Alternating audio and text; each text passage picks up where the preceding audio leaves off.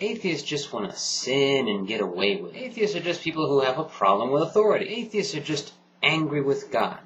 That's all. Atheists are just people who've been deceived by the devil. Atheists are just people who've been misled by a false god. Atheists are the minions of the devil, working with him, in cahoots with him. You know, I used to be an atheist, but then I came in out of the cold. You know, I used to be an atheist, but then I swallowed my pride and stopped blaming God for my problems. I used to be an atheist, but then I let God into my heart. I used to be an atheist, but then I stopped fighting God. You know, I used to have my doubts about God. Faith is sometimes not an easy thing to have, but that's precisely what makes it so valuable. I've known enough atheists to know that an atheist is just someone who's struggling with his faith. Atheists believe in nothing. Atheists explain everything with good luck and bad luck. Behold a brief sampling of the messages of my upbringing. Behold the messages that mostly shaped my understanding of atheism and atheists for the first decade and a half of my life. Now I say mostly because I knew they couldn't be completely true. I'm related by birth to a couple people who've been atheists all my life. These people never discussed atheism or religion with me, but simply by knowing them, I was fortunate enough to know better. I also say mostly because a few of these quotes are not from my particular upbringing, though I have encountered them, and they fall into the same category. This is called the argument from design. In theological and philosophical circles, it's known as the teleological argument. Teleological, meaning from design. It's most well known historically for its use in a book called Natural Theology, or Evidences of the Existence and Attributes of the Deity Collected from the Appearances of Nature, by William Paley, but it is, in fact, older than Christianity. It first appears in the dialogue Timaeus by Plato. But now consider, if a design indicates a designer, what is it that indicates a design? Is it order? If so, then what constitutes order? What criteria does one employ to recognize order? If we set this difficulty aside, then in order to conclude that order indicates design, one would have to find a way to categorically rule out the possibility of order arising by any other means.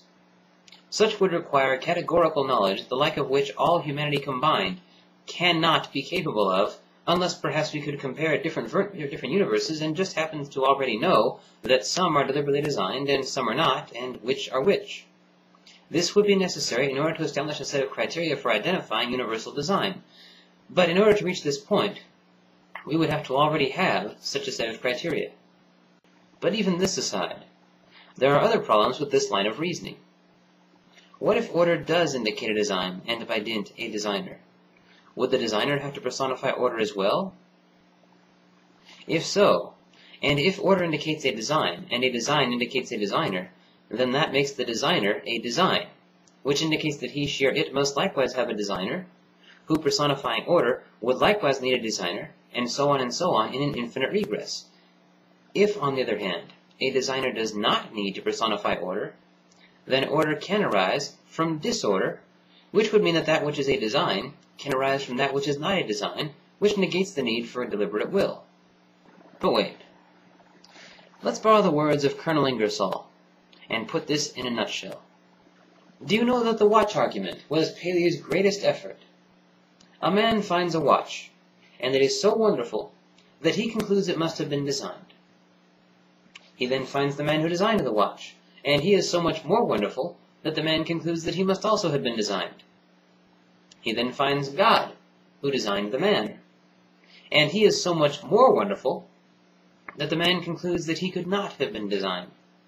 This is what the lawyers call a departure in pleading. There are abundant other scientific problems with the teleological argument, but I'm going to focus on these. These are the philosophical problems with it. This is the ultimate refutation of the teleological argument, and it comes to us compliments of Dialogues Concerning Natural Religion by David Hume. This book was published more than 2 centuries ago, yet I know that a number of my subscribers have never heard this refutation. Why not?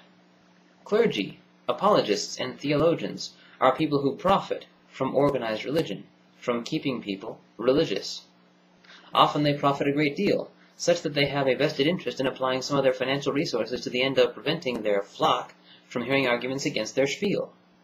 One handy means to this end is to do what they can to keep societal conditions such that everyone has to spend so much time working that no one has time for matters of investigation.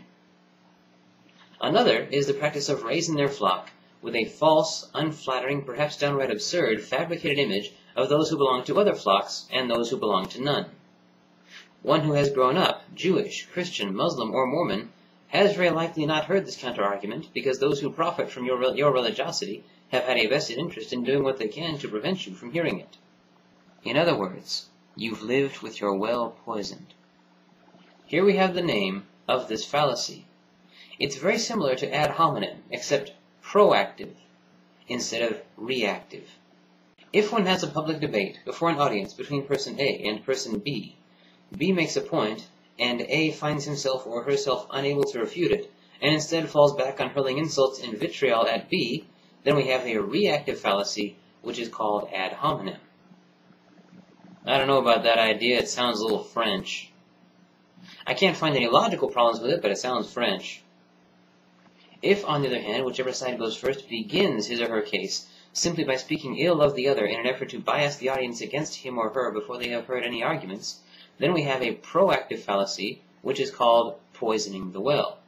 Before we begin, let me just say that I have nothing but the utmost respect for my opponent, but he's a total pinhead pinko commie duty face! Nothing personal, though.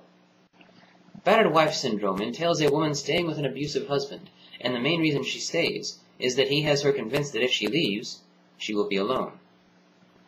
This often follows a prolonged period in which he has gone to great lengths to systematically remove all the other social contacts from her life, setting her up to have her well poisoned. Of course, human beings are instinctively social animals, so the fear of solitude compels the woman to come up with all manner of reasons to believe that staying really is preferable to leaving. Michael Shermer was originally a Christian creationist.